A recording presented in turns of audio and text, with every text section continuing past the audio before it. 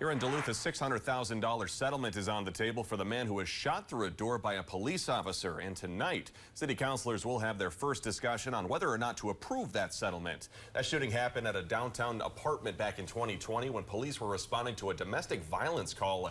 The officer, Tyler Liebfried, fired several shots through the door, claiming self-defense when he heard two loud bangs. One of those bullets hit Jared File in the shoulder. The bangs were later determined to be an axe hitting a door, and the domestic situation was never confirmed. Liebfried was charged with recklessly discharging his firearm, but a jury later found him not guilty and he returned to the police force. This past January, File sued for misconduct, citing what he called serious injuries to his back and shoulder. The Duluth City Attorney and city administrators have recommended approving that settlement. Councilors are expected to vote on that come Monday.